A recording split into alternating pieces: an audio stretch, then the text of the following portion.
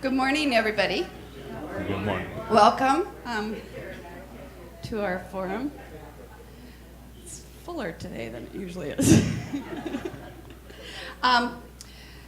Just wanted to let you know I've had people that have asked, especially people that go to the second service, asked if we could tape some of our forums because they'd like to be here, but they also want to be in worship. So I asked Rondi at the last minute, and she's got Scott, and we're taping today, and it's going to go on the website. So thank you to Scott and Rondi for doing that. Paul is a professor at CLU, history professor, with particular focus on the Middle East and South Asia. So, how were you able to get today's speaker? I don't know. Well, one of the reasons there was a hole in the schedule, and I'm always the one that fills the hole in the schedule. Well, I said January is such a good time to draw people in. So, and it's Epiphany, you know. We're thinking about the Middle East. So, what was I going to say? Something else. I got. Oh, one of the things, he's also doing a talk on Thursday at the library. So that helped because he was going to try and double dip here, but he said it doesn't work very well. So. The one in the library is part of the CLU series at the library about the 100 years ago. So basically I'll be looking at the shaping of the Middle East out of World War I and that decade back there, the history stuff. Well, actually it's a broader thing. It says the death knell of empires, so it's going to be, also India, South Asia, kind of a global thing, what's going on. What's that? We should go to that. Oh, no, no, after this one, you may never want to go again.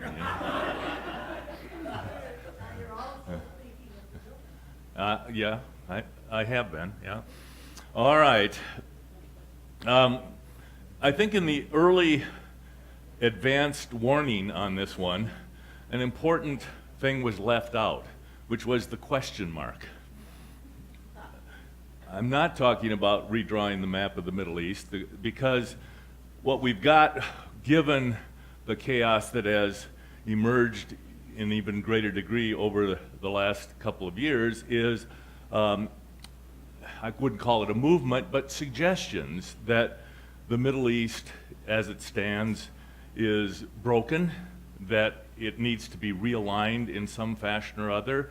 There have been various kinds of balloons floated in relationship to that. So I thought it might be an interesting jump-off point to look at what possible redrawing of the map of the Middle East there might be, since there are suggestions that are out there. And as you can see from my questions there, whether or not this is actually a good idea, or could the cure be worse than the affliction? This is a nature of a talk that's going to raise, I hope, more questions, at least as many as it tries to answer. We do have to go back, of course, to the current boundaries of the Middle East. And as most of you know from previous editions of things that I've done, prior to World War I, excuse me, the Middle East looked like this. The Ottoman Empire ruled over the areas in green here.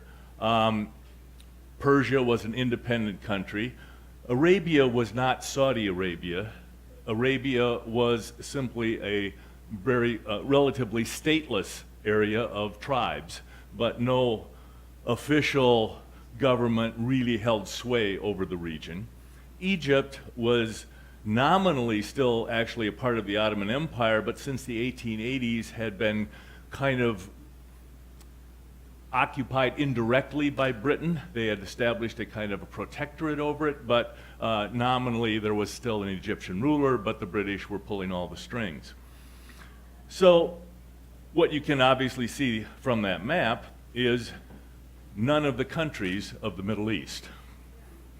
There's no Iraq, Syria, Lebanon, Israel, Jordan. None of these countries exist. So how do we get them? Well, one of the things that we do need to note is that the Ottomans, in ruling this area, like many empires, broke their empire into provinces, and there were many different provinces here. If you look at this part of the map over here, you can see that the areas today that we associate with Iraq were broken into three provinces: Basra, Baghdad, and Mosul. Over here in Syria, Jordan, Lebanon, Palestine, there were other divisions of provinces here. In fact, we can look at it a little bit more closely this way. Here are those three provinces that made up Iraq. You can see the contemporary boundaries of Iraq today are in the black there, but pretty much Iraq as it stands today was made up of these three Ottoman provinces. It's a little more complicated when you get over to Syria and Lebanon area here. You can see here that much of what was Syria was actually several different provinces. Aleppo up there. Sanjak is a kind of, you might call it a district or a county within the province. So all of this is the vilayet, or the province of Syria, and it's broken down into various districts called sanjaks here in various areas. And you can see over here the province of Beirut here, broken into many others as well. So it's not any unified kind of administration. In fact, the reason for a number of these provinces or sub-districts, you can even see them listed here, the autonomous Sanjak of Mount Lebanon here. So the Lebanese Christians, the Maronite Christians, for example, had a good deal of autonomy within this province. Likewise, there were other autonomous provinces. In other words, the Ottoman rule over their empire was a relatively mild one in terms of government intervention compared to what we would expect of governments in the 20th and 21st centuries here. As long as the boat didn't get rocked too badly, the upper levels of Ottoman administration on top of that tended to let the peoples who were in the empire more or less govern themselves. Not exactly, but what I'm saying is that there were a lot of local kind of identities there that were preserved as a result of this kind of loose administrative structure. World War I has a dramatic effect then on this Ottoman Empire. Some of you may recall this, that the Ottomans wound up on the wrong side in World War I, meaning the losing side. They allied themselves with the Germans and the Austro-Hungarians here, and as a result, the other three main powers opposing them, of course, were Britain, France, and Russia. The Ottoman Empire became a major theater of action in World War I. This map indicates, of course, a number of the areas of concern. The British were very concerned about preserving the Suez Canal as their link out to India and the rest of their empire here. And so there was action that took place in this area as the British tried to protect that area. They also had interests in this part of the Ottoman Empire because just before World War I, the British converted their navy, which was the basis of their imperial power, from coal burning to oil burning. And suddenly, the oil in this area became a strategic resource that they wanted to have access to. The French, of course, prior to World War I, had been in a kind of two-century rivalry with the British, building empires around the world, etc. And as the Ottoman Empire had weakened in the 19th century, the French and British kind of jockeyed for wedges of influence within that empire. And the French, in particular, used the Christian population of Lebanon as a kind of excuse to assert various kinds of interests within the empire itself. They took upon themselves the protection of that Christian minority as a reason for intervening here. The Russians, of course, were doing the same with the Slavic areas of the Ottoman Empire as well. So once the war broke out, my point is that the Russians, the British, and the French said, well, we maybe can get something out of this.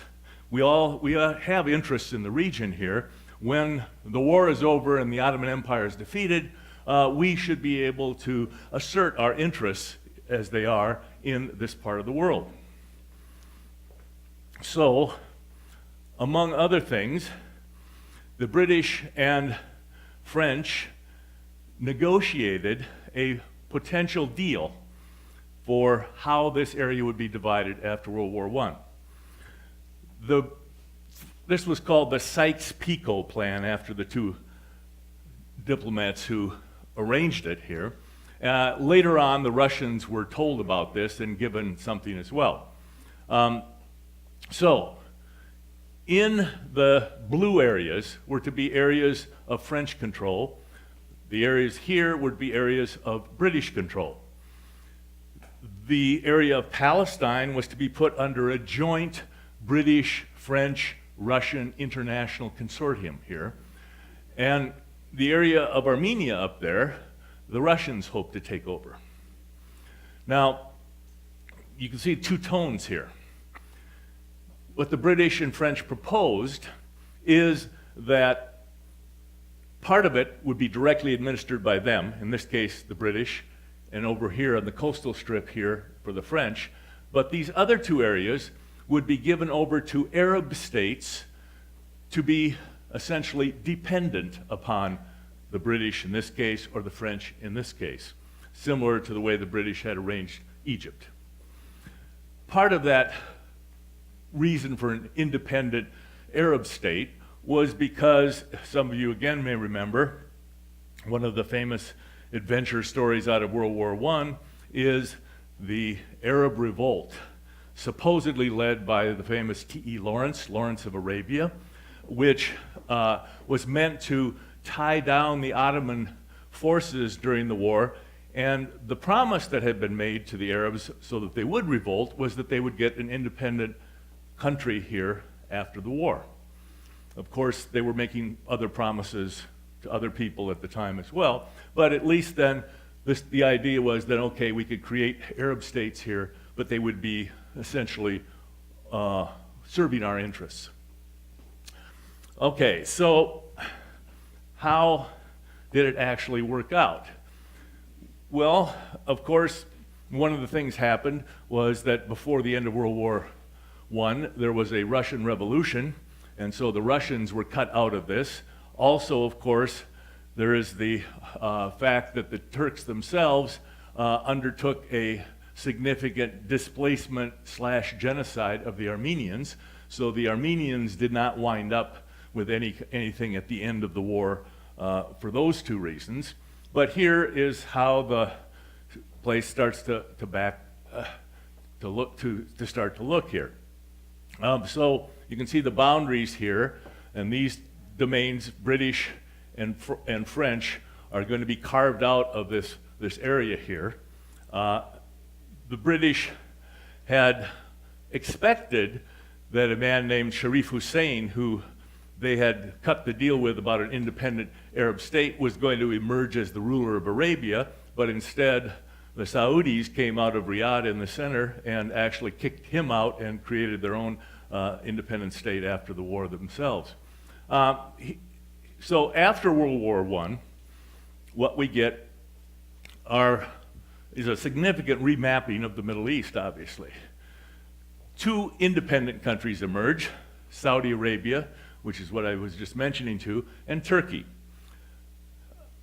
We also get new countries under League of Nations mandate.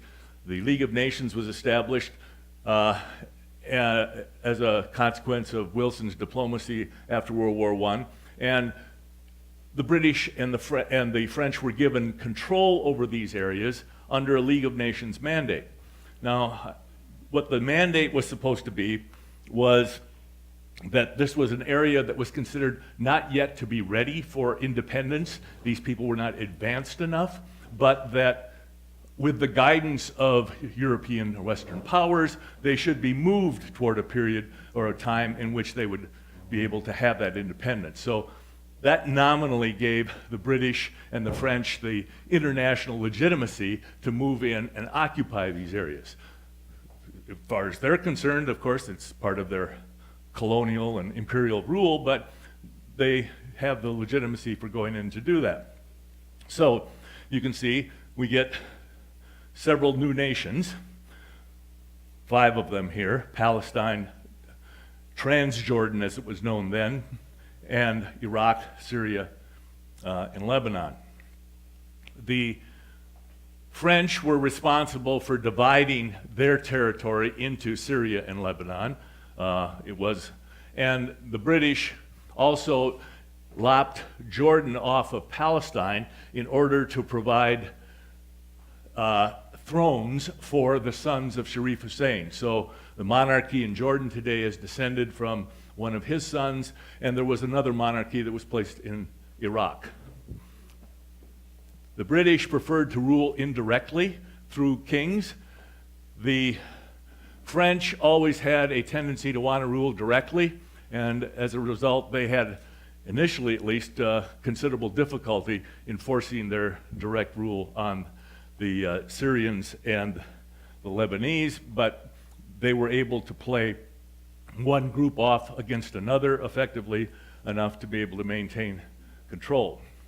Down here, we have other countries emerge. If you wonder why we have little places like Kuwait or Qatar or Bahrain, or why are these independent countries, essentially the British cut deals with these local rulers, emirs and sheikhs here, to provide protection from outside interference, as long as then they would follow the British lead in foreign policy in every other way.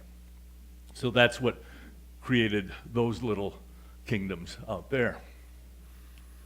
Okay, so here's what we have in the Middle East, the new map coming in the 1920s. These are, as it says, special relationship with Britain kinds of countries here, and then the ones that are under the mandates.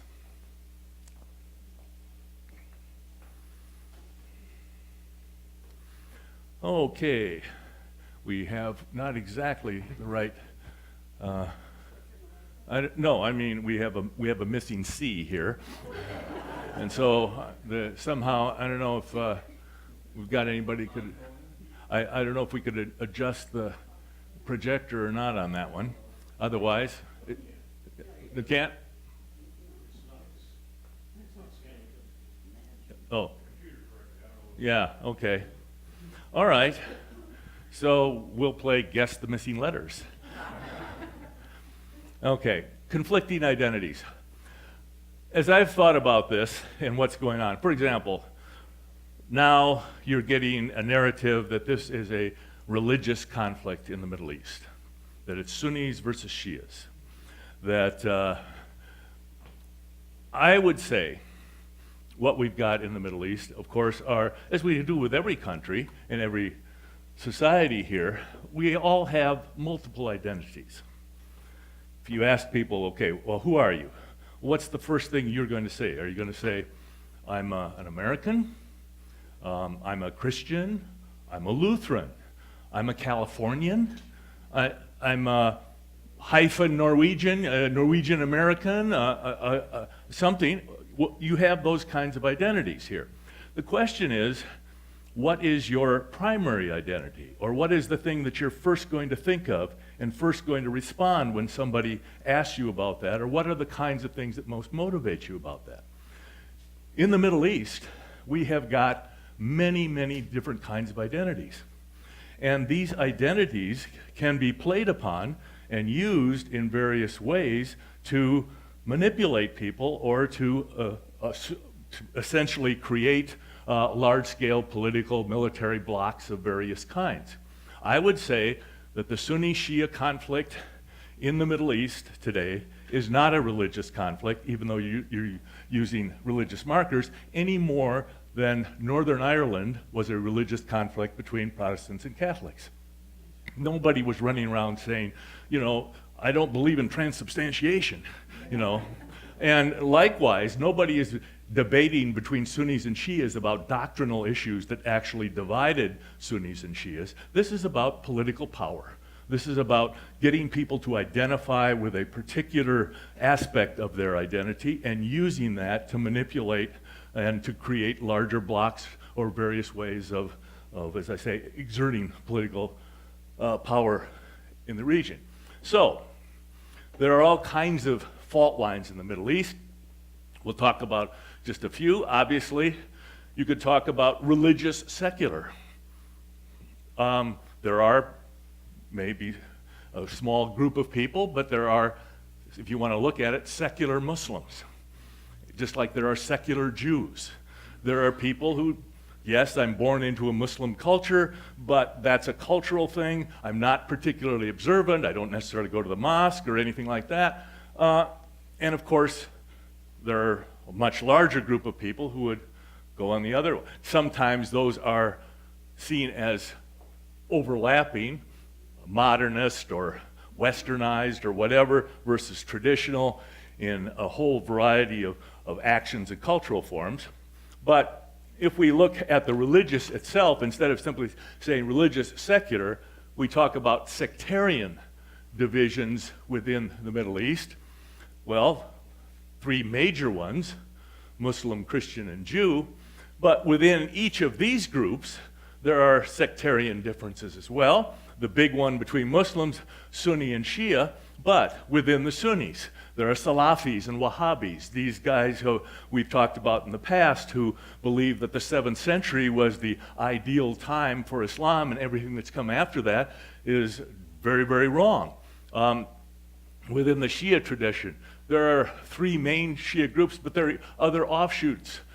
The Alawites, the group that is associated with the Assad family ruling in Syria, has been considered for much of its history as the equivalent of heretics, of people who don't even consider them to be Muslims, including other Shiites, because among other things, the Alawites believe, it appears, in the incarnation of Ali as a divine figure. Well, that's totally against absolute monotheism of Islam, but there are even smaller groups, different groups within. So there are lots of different sectarian groups. One of them that you heard about with the in Iraq were the Yazidis, for example. Nobody had ever even paid any attention to the Yazidis until they wound up in the path of ISIL, but that's another group which is sectarian, and there are a number of those kinds of things. So then we can also split things, instead of religiously, we can split them ethnically. Four main groups here: Arabs, Persians, Turks, and Kurds. The Armenians would have been a fifth group in the Middle East, as I said, had they not been subjected to so much diaspora and genocide. But there are other smaller ethnic groups than this. I'm just talking about the main ones here. Well then, do you have a national identity? We created these countries, so are you an Egyptian? Well, you can be an Egyptian, you can be an Arab, you can be a Muslim, you can be Egyptian, you can be Arab, and you can be a Christian. You can start taking these concentric circles and overlapping them in various ways and seeing, well, what is it that people identify most with? Two national identities have a long historical tradition, and those are Egyptian and Iranian. Those have a long history of being sort of distinct areas, and you might call it easy to develop a national identity in that way. But as we've just seen, what does it mean to be Iraqi, or to be Syrian, or Lebanese, or Jordanian? Those just appeared on the map. All your identity historically before that would have been in one of these other categories instead. So how were the leaders of these new countries going to be able to build some kind of national identity out of what is essentially artificial creation? Well, they made a strong attempt to do so in the period, well, since World War I up until relatively recent times.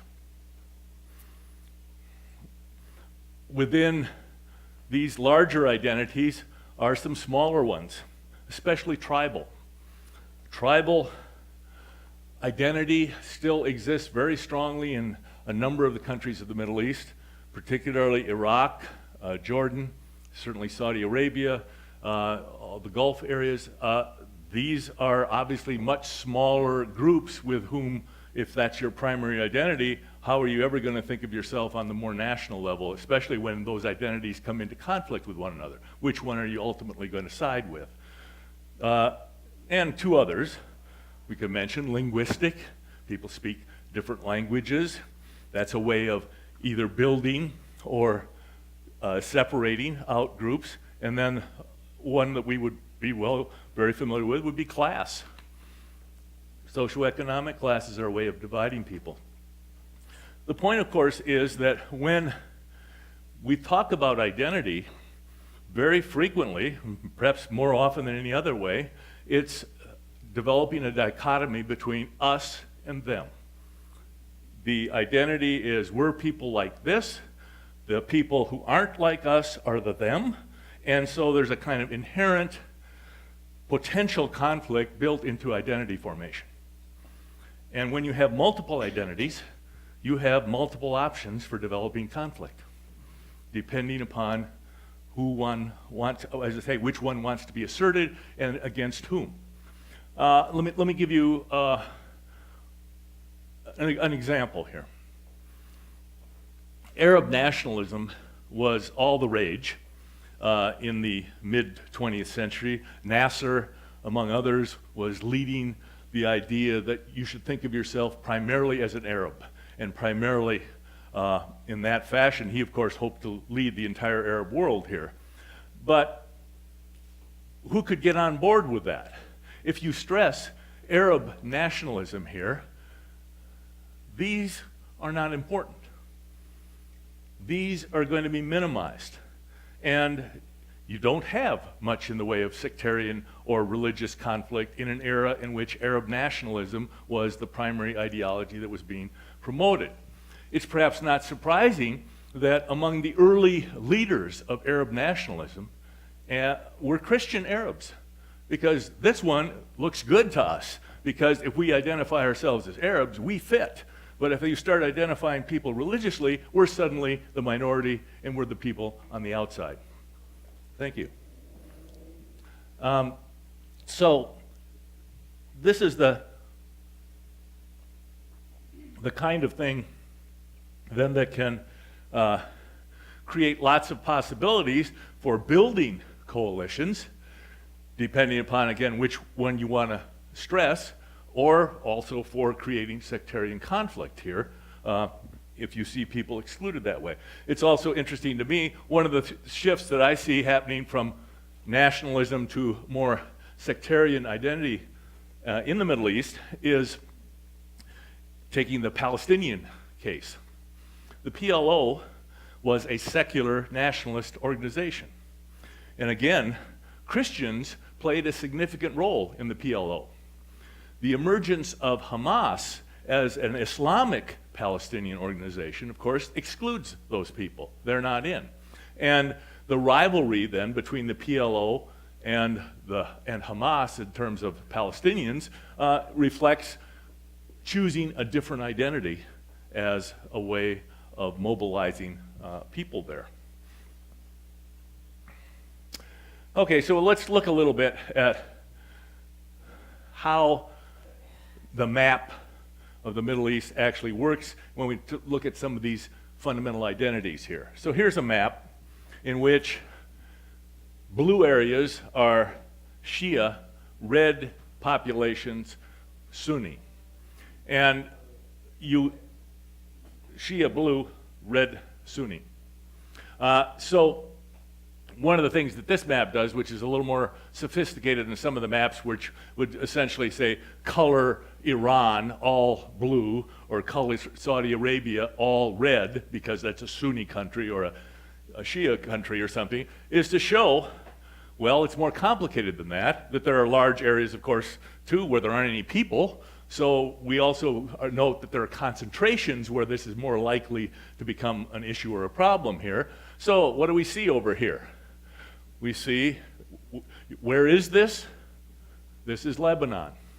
Lebanon, where there are significant Shia population, but of course cheek by jowl with significant Sunni population. So the Lebanese Civil War that began in the 1970s here is something that continued for a long time in an active way, and of course those kinds of hostilities or divisions are underneath. What's this place? Yemen. And again, along the coast, mainly a Sunni population. Up in the mountains, mainly a Shia population here. And of course, you've been reading about the proxy war in Yemen, in which the Saudis support the Sunnis and the Iranians support the Shia here. But look over here. Again, a significant Shia minority. This is within the boundaries of Saudi Arabia.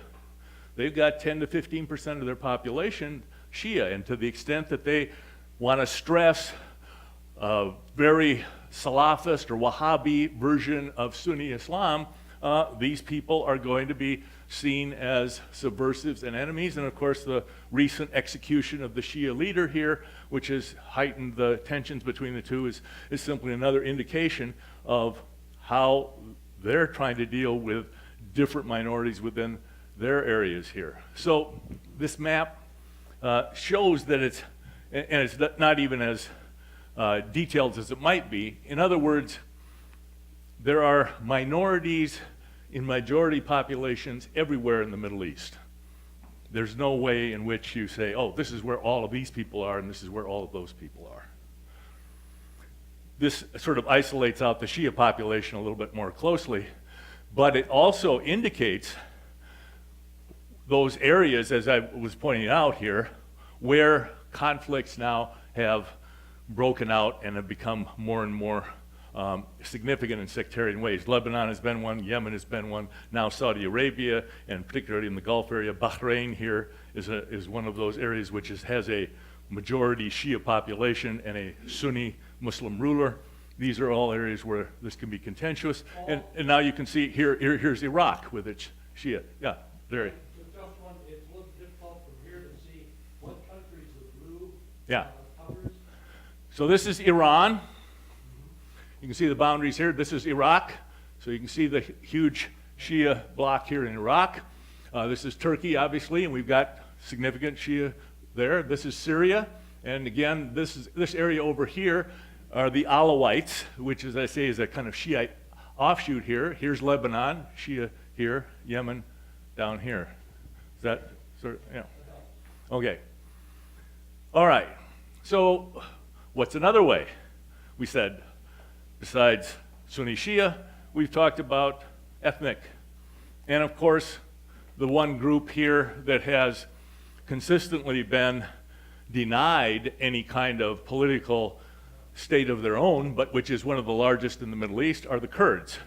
Not the Dish group, but the KUR. So we can see here that the Kurds spread out over this part of southeastern Turkey, this part of northern Syria, northern Iraq, and also into Iran. 4 countries with significant Kurdish minorities here. You can probably guess that none of these countries have ever been interested in seeing an independent Kurdish state come about. Yeah. Is Armenia, is that Kurd?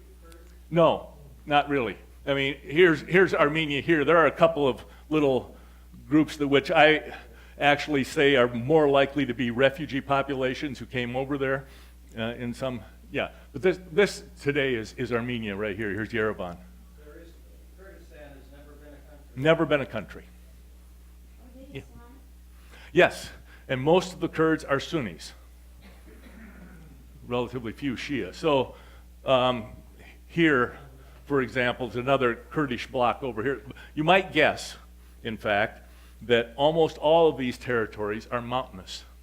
And one of the things that has allowed various minority groups to survive in the Middle East is a topography of mountainous, inaccessible areas, which meant people couldn't go in there and crush them and eliminate them very easily here. Okay, so we're getting the idea that this is an extremely diverse place with lots of multiple identities here. So what sets off conflict? What catalysts have there been for change in setting off some of these conflicts here in the Middle East? Well, here's a biggie.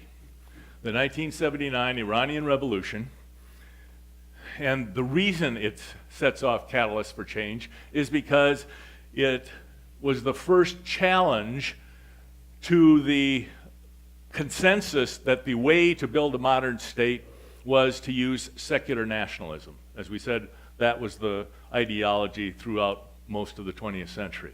But now Islam is legitimized as a potent political force. You can build an identity and a state on that.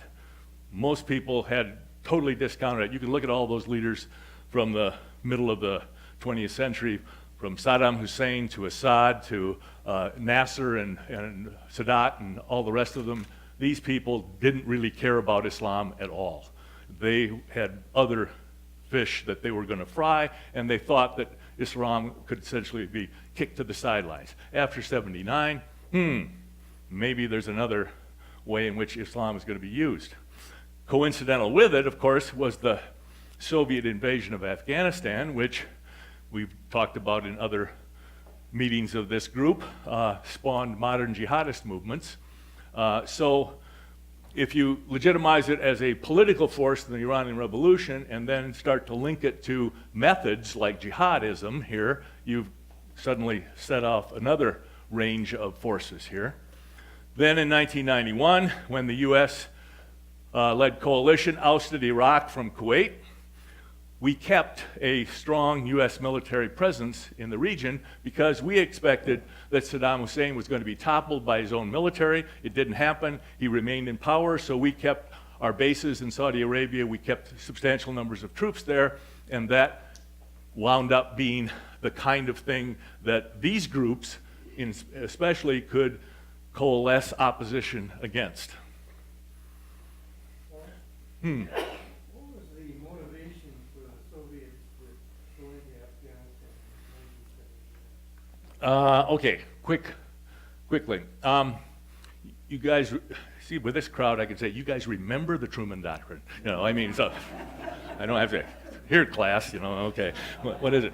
Well, the Truman Doctrine after World War II said, well, we'll go anywhere. If any government that asks for our help to stop communism, we'll go in and help them. So we did this in Greece, and it became sort of the basis for developing NATO and all the rest of that stuff. Well, the counterpart on the Soviet side was the Brezhnev Doctrine. And that was first invoked in Czechoslovakia in 1968, where he said, once a country has become communist, we're not going to let it go back the other way. We're going to bring troops in. Well, there was a coup in Afghanistan which had brought to power a Marxist government in Afghanistan, and they proceeded to completely blow it. They attempted to enforce ideology onto the rural countryside of Afghanistan that was so anathema that they were quickly faced with a rebellion, and looks like they were going to go under. Brezhnev said, well, we stopped them in Czechoslovakia. We've now got a friendly government in Afghanistan. Let's go in and protect them, and let's make sure that they stay in power. That's what precipitated that. Okay, so continuing onward here, 2003 then, US invades Iraq, topples Saddam, but the aftermath, of course, unleashed sectarian conflict rather than democracy. We didn't really have a plan as to what would happen afterwards. Somehow we felt it was organically going to happen, or this crazy guy, Ahmad Chalabi, who had convinced a number of the people in the Bush administration that he was the leader Iraq was seeking. We thought he would be accepted. He was not. So, as we know, things went from bad to worse fairly quickly there. Then, in 2011, we get the Arab Spring, uprisings that ousted authoritarian leaders in Tunisia, in Egypt, and in Libya, and in Yemen, and threatened those in Bahrain and in Syria. We'll focus, of course, particularly then on these last two catalysts here when we talk about more contemporary stuff here. we have to talk about this. The rise of ISIS, or ISIL. IS, Islamic State, is what they call themselves. IL is Islamic State in the Levant. The Levant is this area of Syria, Lebanon, etc. Shams is another name for Syria. That's the other S on ISIS in Arabic. Actually, the pejorative is Daesh, which is a Arabic word for this group, which is, as I say, kind of a pejorative. But we'll use either one of these, mainly ISIS here when we're talking about them. Okay, so what happened? Back to the U.S. invasion. U.S. invasion and occupation sparked an insurgency in Sunni areas and brought in foreign fighters and al-Qaeda into Iraq. Because it was the Sunnis, as a minority in Iraq under Saddam Hussein, who had ruled the country. And if we're going to have democracy in Iraq, well, who had the more votes? The Shia have the more votes, and the Sunnis don't see a very happy future for them under Shia domination. And of course, especially some of the leaders that were chosen by the Iraqi Shias definitely seem to be interested in redressing history and reversing the position of Sunnis and Shias within Iraq. So the Sunni areas are not going to be kicking these guys out who want to come and help them fight. In some ways, they're encouraging them. There's another factor in the rise of ISIL. When the U.S. was rounding up insurgents of various kinds, of course, we often had cast a fairly wide net. How do you know whether this guy's an insurgent or not? He's in an area where there are insurgency going on. Let's round them up, put them in a camp, try to determine whether they are or not. This camp in the southwestern part of Iraq, Camp Buka, was later renamed by some analysts as Jihadi University. Because what you did was, yes, you rounded up some insurgents, you rounded up some Islamic radicals, you threw them into prison with a bunch of guys who were not, and then in prison, they got radicalized by the guys that you put them in with. And, you know, it's some of the same things that happen in California prisons with gangs. So that's something. The 2006 now, where we're in the height of this rebellion, we're tracking down one of the guys who founded al-Qaeda in Iraq, that branch. Abu Zakari is killed by a U.S. airstrike here, but his successors declare the Islamic State of Iraq 4 months later in 2006. At this point, the Islamic State is seen as just one of a number of groups, who's not necessarily considered to be all that important in and of itself. There are lots of these kind of resistance groups of various kinds developing some allegiance or ties to al-Qaeda, some independent of those. But in the way in which this insurgency was attempted to be put down, the Iraqi government, the brutal tactics and harsh rule turned the Sunni tribes. What I want to talk about here is that these foreign fighters coming in, some of them motivated by this Salafist idea of Islam and implementing fairly brutal and harsh tactics on the Sunni areas there, alienate those Sunni tribes who had initially welcomed them in. That's the so-called surge. They turn against the al-Qaeda and the Islamic State, and with the U.S., they're able to push these people back pretty far by 2009.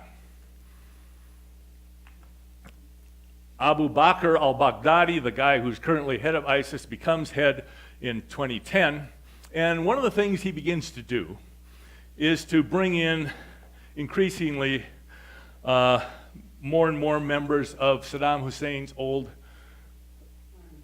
army intelligence operation, their whole repressive apparatus. These were guys who obviously were the dead enders, as Rumsfeld called them, the guys who were not going to surrender because obviously they had no future either under the Americans or the Iraqis here. So he's building up a core of people who have got military experience, who have some capabilities in that way.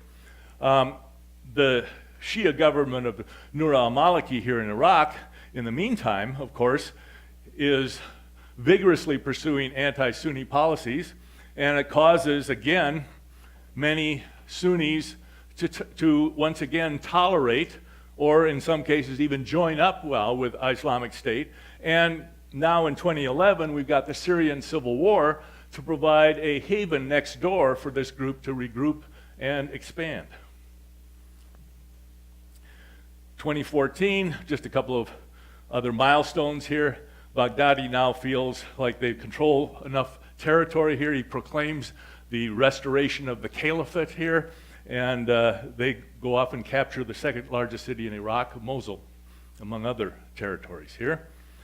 So their territorial success, what they've been able to do, plus the very skillful online propaganda, draws foreign fighters to the region, but might be noted here, it's the Iraqis who still dominate the main positions inside of ISIL or ISIS here.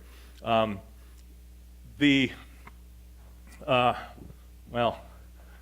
we'll show you a little bit of a... So now we shift a little bit to Syria. The Syria quandary, who are the good guys?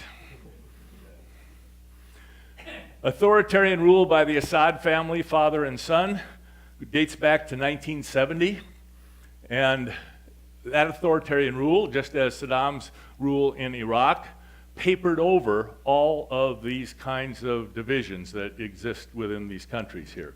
Authoritarian rule simply doesn't allow those people to exert any kind of independent identity. It doesn't allow them political dissent in favor of this group or that group, and so we didn't see this so much under the Assads. But when the Arab Spring demonstrations start, and again, I would say the authoritarian rule in Iraq and Syria has a couple of things in common. One of them is that the authoritarian rulers were actually members of minorities within those countries. Saddam was a Sunni in a Shia Muslim country. Assad is an Alawite or a Shia offshoot in a majority Sunni country. One of the things that does, as you can imagine then, is inevitably pushes them toward a secular nationalist type of ideology. Because if they go to the sectarian one, they're automatically in the minority. And actually, it made it for other minorities within those countries, Christians and Yazidis and all those, a fairly comfortable position because they weren't threatened on any sectarian basis here. But the Arab Spring demonstrations brutally are put down by Assad. He starts killing demonstrators right and left, and of course this evolves into a civil war. Well, question is, of course, that's been raised a number of times, shouldn't we have supported the opponents of Assad, this brutal dictator here? The question, of course, was, who are they? Because the Free Syrian Opposition was fragmented and very poorly trained. There were other groups then that moved in very quickly. Al-Qaeda and ISIS were much more skillful as far as fighters were concerned because of their experience in Iraq. They enter and seize territory here. Other jihadist groups have moved. A BBC report, I just put this on here, says that there were over 1,000 armed opposition groups totaling 100,000 fighters in Syria. So these are factions of factions of factions. I mean, you can take any one of these bigger groups and then break it down into, often what it amounts to are almost like Afghan warlords, guys who just have their circle of fighters who are loyal to them, and they're allying with one or another of these groups at different times here. Is our government getting involved in a lot of this stuff? What are they trying to do? Well, of course, the Middle East has had two main strategic interests of the United States. One, of course, was oil. Up until relatively recently, we, along with most of the Western and developed world, was dependent to a large extent upon Middle Eastern oil. That's gone now. Well, it is now, but if you're talking about why are we historically there and why we've been there, that's one of the reasons. The other is the establishment of Israel. And the Israeli lobby and the influence of pro-Israeli politics in this country is extremely strong, and we have, in many ways, tailored lots of our foreign policy to make sure that Israel is protected, which of course winds up alienating many of the other states in the region. And one could say, at least in the past, the third one was the great game of the Cold War, in which if we don't involve ourselves in this area, the Soviets will come down and do it, and so we need to keep them out of the area here. Well, so where are we now with the conflict going on in Syria here? It's now estimated that Assad's forces now control no more than a quarter of the country. But in the process of this, 250,000 people have died, 9 million have been displaced from their homes, and over 4 million refugees have fled the country. How many does that leave? Good question. Population of Syria when this started was something under about 20 million. So at least half the population have been devastated by what's gone on here in the Civil War. And one could add, there are people who suggest that the United States stands for certain values and that we should support people who are attempting to assert those values, and that's been another, at least possible suggestion as to why we should be involved. This is a New York Times map that was just recently published, and I thought I'd include it here. It shows the Islamic State alleged territorial control as of recently here. All of these areas in red are areas that they have recently lost, and then the territory in black is territory that they have gained here. This other area here are areas that no change. So one of the things also, though, to note about, oh, wow, they control a whole bunch of territory here. Nothing out there. I mean, again, this whole part of Syria here and Jordan, and I mean, this is empty. I mean, there is not really large populations of anything out there in those regions. It's another reason why there's sort of arbitrary lines on a map there, too. People just drew them. Okay, so one other factor of the contemporary scene here, this Saudi-Iranian Cold War that's going on. I see a lot of parallels, in fact, with our version of the Cold War with us and the Soviets here, especially the use of proxies to go against one another. But the rivalry here is pretty intense in a number of areas. First of all, we can see that for both of these regimes, religious identity is crucial to their legitimacy. They both see themselves as the quintessential Muslim state. But because one is Shia and one is Sunni, we've got a rivalry if you're going to identify yourself essentially as an Islamic state.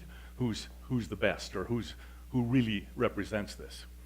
So therefore, each of them sees the other as the main rival for leadership in the Islamic world. Each sees the other as the main rival for leadership in the Gulf region here, where the oil is, politically. And each has, internally, moderate and radical factions within the governing elite who are jostling for power. So you've got a moderate reformist president in Iran, Rouhani, who has been willing to cut the deal with the United States, but of course he's got the hardliners back there with the Revolutionary Guard and with the Grand Ayatollah himself, who seem less enthused about this sort of thing. Likewise, within Saudi Arabia, you've got a new king who's just come in.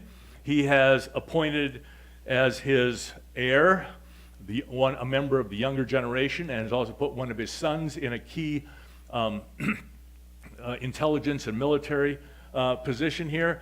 There's some suggestion that some of these guys would like to move much more rapidly in terms of reform, but of course there are huge roadblocks to that within the Wahhabi clerical establishment of Saudi Arabia. So we've got moderate again and radical or factions within Saudi Arabia as well. Given what's been happening to the price of oil, what is it, something down $33 a barrel, something like that, and it was well over 100 at one point. Countries like Iran and Iraq, which have been, Iran and Saudi Arabia, which have been totally dependent on that, are really facing economic issues and problems.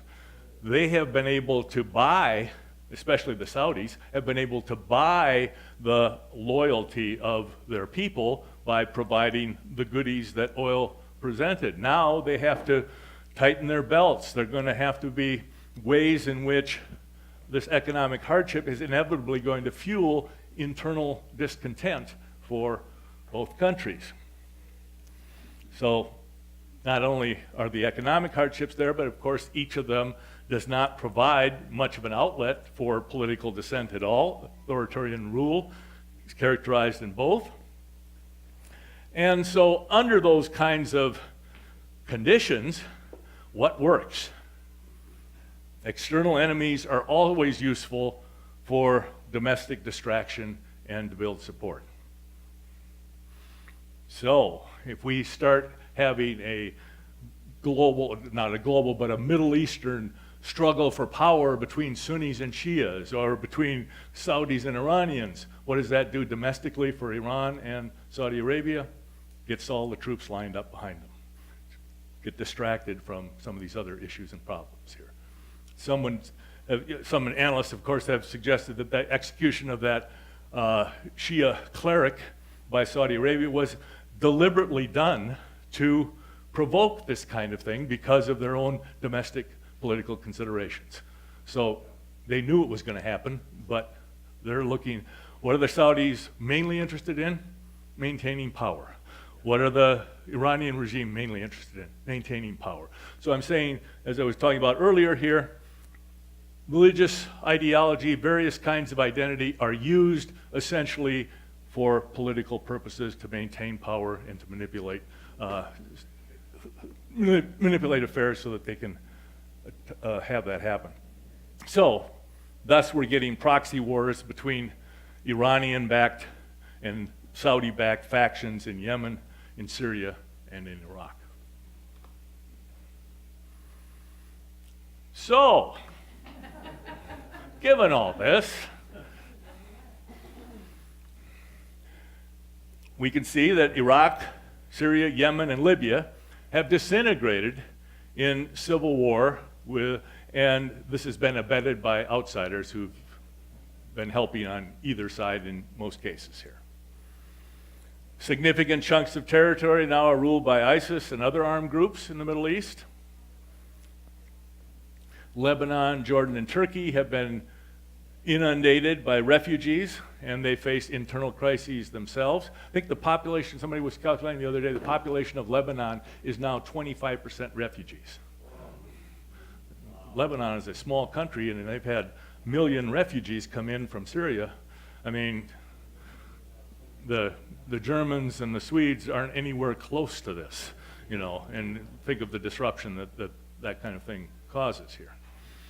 So, Saudi Arabia, as we've seen, is under pressure both from Sunni Islamists who don't think that the royal family is orthodox enough, is not Salafist enough, and the Shia minority who have additional axes to grind with them. So all of this kind of conflict and chaos has led people to think, okay, the map of the Middle East is broken. It's not going to come back together under these circumstances again. So if this artificial state structure, which we saw was just created by European powers after World War I anyway, if it's broken down, some have suggested that reconfiguration into other states might help stabilize the region. Well, we got a couple of minutes left to talk about this. Here's been one suggestion that the Sunnis in northern Iraq here and in Syria here, the area essentially that is controlled by ISIS, that once you kick out ISIS, you could create a kind of Sunni state there separately. Others go much further than this. This is a real interesting map. This is a map produced by Lieutenant Colonel Ralph Peters in 2006, right in the middle of the huge uprisings that were going on in Iraq after we had moved in there. It was something, he's a guy associated with military intelligence and so forth, and this was published in the Armed Forces Journal in 2006. Just to highlight a couple of the things that's being suggested here. A Kurdish state here, Free Kurdistan, bringing the Kurds under their own, an Arab Shia state here, and a Sunni Iraq state here. What's also interesting is that he foresees the breakup of Saudi Arabia, in which this coastal area, which includes the Shias here, would be incorporated into the Arab Shia state up here. Also, there is an Arab Shia minority in this part of Iran that would be included in that. This, of course, is published before the revolt in Syria, but there's also things going on over here. The Baluchistan is an area that has been revolting against Pakistan for some time here, so that would be another of those that might be carved out here. A more recent version of this remaking, Robin Wright, who's a talking head who appears regularly. She's a journalist who's covered the Middle East for a long time. She writes for the New Yorker and various other publications here. She published an article about remapping the Middle East in 2013. And this one essentially says 5 countries made into 14 countries. It takes Libya, again, this is not showing you, Libya, which is disintegrated here, and divides it into the 3 provinces that used to exist before the Italians came in and made it a colony, so it reverts back to its old divisions here. Saudi Arabia, again, is divided up. This area in the center called Wahhabistan, that's where the strongest, most conservative elements of the Saudis are. Maybe that could be broken off from some of the other regions here. Yemen used to be North and South Yemen. Well, let's go back to that again because they got a civil war and they can't keep that together. And then up here in Syria here, Alawitistan. In other words, give the Shiite Alawites here their own little thing on the strip. The Druze, another group, gets their own little piece here, and the rest of this becomes the Sunnistan there as well. So, and the Kurdistan up above. So, what this has actually done, the publication of a couple of these suggestions here, especially the one by Peters, is scared a lot of the people in the Middle East, saying, oh, this is what the Americans have been planning for us. Oh yeah, they're going to be drawing the map on us this way here. And, you know, if you look at these kinds of divisions, you can say, well, in some ways, yeah, maybe that makes some sense. I mean, the Kurds have always been a problem for everybody, give them their own state, you know, and it does try to separate out Sunnis from Shias and so forth here. So the implications of such a plan, well, first of all, it would be opposed by any country that's losing territory and population, which, you know, is a lot of them. You would obviously need heavy UN and international involvement to pull this off, including military forces and massive aid packages here. It implies also a consensus among the major powers. We, the Russians, the Chinese, everybody agrees this is where we draw the lines on the map, just like the British and the French did back in World War I. It would create greater homogeneity within these states, but as we showed at the beginning here, all of these proposed states would still have minorities within them. Well, what happens when you create theoretically homogeneous or more homogeneous states by partition here, and you are not in the population that is going to be the majority? Well, we only have to think back to the greatest partition of the 20th century, which was British India into Pakistan and India, in which over 2 million people were killed as those population shifted back and forth. It created 10 to 12 million homeless refugees here. So inevitably, such a plan is going to have transfers of populations, either willingly or forcibly. And so that would perhaps even pale the refugee crisis that exists now. You would need some mechanism for the division of resources, for the election of governments, and many other thorny issues, none of which exist now. Once you draw those lines, oh, well, okay, who's going to be the government here of Sunnistan? And how are we going to pick one? And where do they get, what kind of parts of the old Syrian infrastructure do they get? Again, huge, complex things. So, any ideas?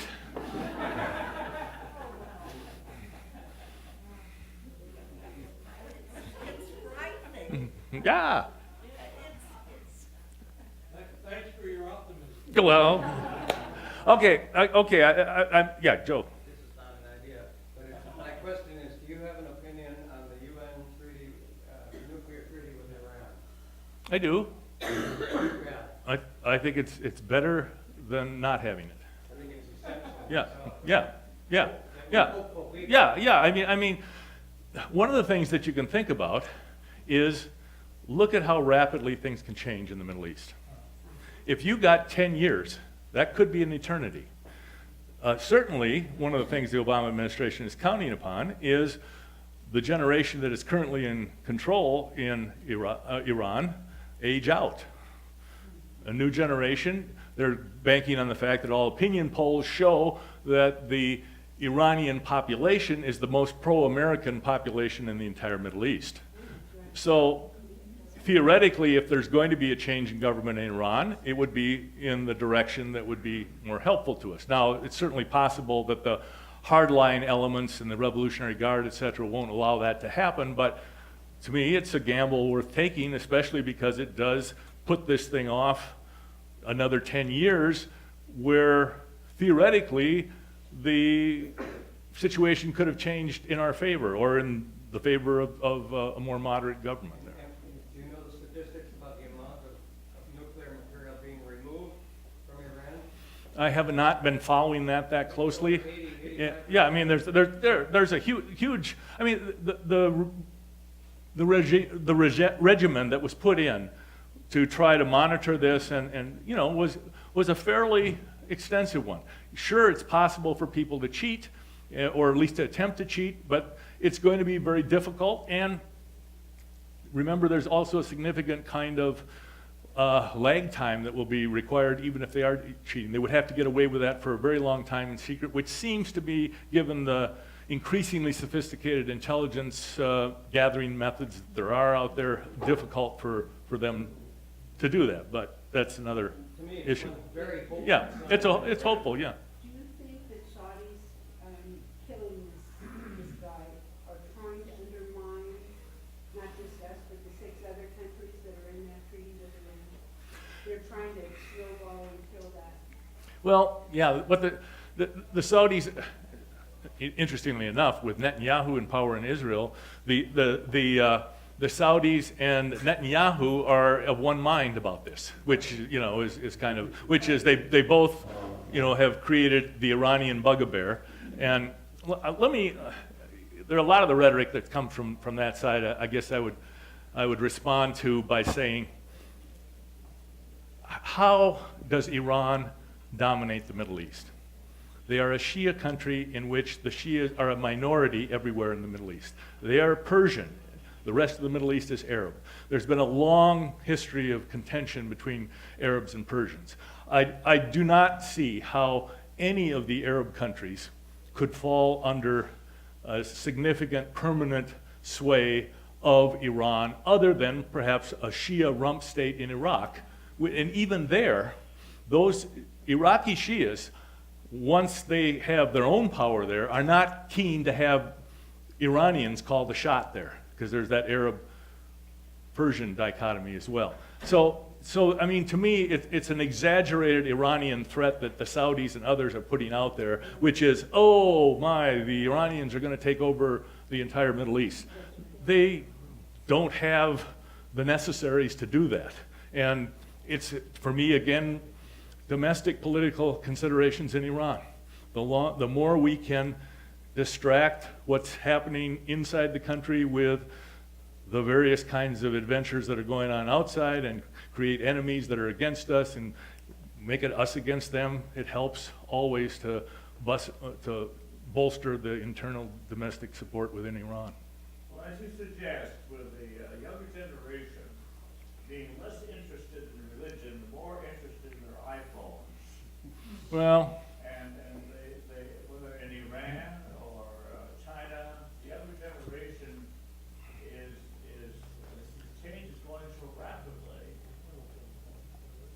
well, that change is going rapidly, and it actually is one of the things, though, that makes it